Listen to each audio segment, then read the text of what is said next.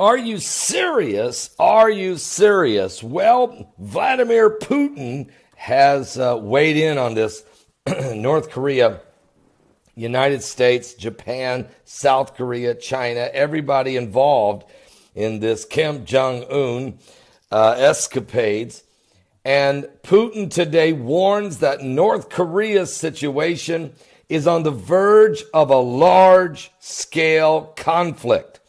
Here's his words. According to reports out of Moscow at thecrusaderjournal.com, Bart Begley has a great article here. Russian President Vladimir Putin warned today that the tense standoff between North Korea and the United States was on the verge of a large-scale conflict and said it was a mistake to try to pressure North Korea over its nuclear missile program. Vladimir Putin, Russia's president, who is due to attend a summit of the BRICS nations. You might remember that new financial, trying to build a new currency, I think, the BRICS nations, which is Brazil, Russia, India, China, and South Africa. These nations are having a summit in China next week. They wrote in an article published on the Kremlin's website ahead of his trip that he favored negotiations with North Korea instead. It is essential to resolve the region's problems through direct dialogue involving all sides without advancing any preconditions for such talks, Putin wrote. Provocations, pressure, offensive rhetoric is the road to nowhere. The situation on the Korean Peninsula has deteriorated so much that it was now balanced on the verge of a large-scale conflict, said the Russian leader. North Korea has been working to develop a nuclear-tipped missile capable of hitting the United States and has recently threatened to land missiles near the U.S. Pacific territory of Guam. Matter of fact, they just fired an intercontinental ballistic missile mid-range, but it went 1,677 miles, and they fired it right over Japan. So it is, what?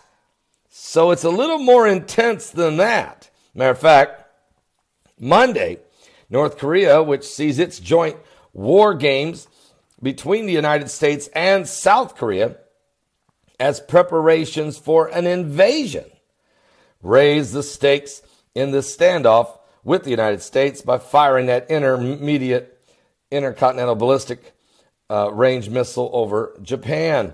Matter of fact, in Russia's opinion, the calculation that it is possible to halt North Korea's nuclear missile programs exclusively by putting pressure on North Korea it's erroneous. It's not going to work. So Putin's basically saying to the United States, you guys need to back down with the rhetoric.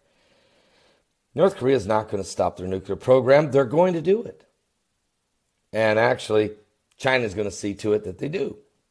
And so there must be a different way to resolve this. Well, the problem is, guys, there was reports yesterday that Kim Jong-un is telling his soldiers, he's telling his military personnel, go ahead and steal corn from the neighbors or out in the farmers. Steal what you need to do to eat and prepare yourself for war because it's inevitable. Now, I did get reports yesterday from very reliable sources that North Korea, a war is coming with North Korea. Matter of fact, L.A. Marzulli was told that by that little visitor he got from one of the alphabet agencies of the government, that there will be a war with North Korea. It is the next war. But we're hearing is that war won't start till after this winter's Olympic Games, the 2018 Seoul, South Korea Olympic Games. Got to get those done first. It's a big cash cow for South Korea and builds their reputation and standing in the world. Then, if you're going to deal with North Korea, deal with them after the Olympic Games. So in the meantime, the United States continues to build up its presence in the region. The Russians are building up along the border of North Korea as well. So are the Chinese. And everybody's getting, and Kim Jong-un, who can see all this military movement, feels the pressure.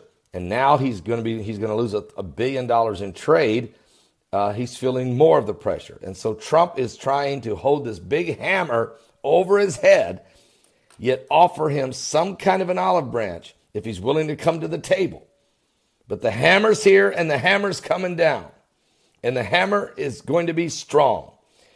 Fire and fury, the likes the world has never seen. Folks, I'm afraid come April or May of next year, 2018, we may see a major war in South Asia, which is what Trump told you. He said, I'm going to war against the Taliban in the Afghanistan and South Asia. He told you that in that announcement on the day of the solar eclipse. Give your life to Jesus Christ. Hurricane Harvey has hit Houston, and Hurricane Irma is on the way. And we're in the middle of this 40 days of repentance. The sign and the warning of God is right now upon us. Are you ready to meet the Lord? I'll be back with more current world events and how they relate to biblical prophecy.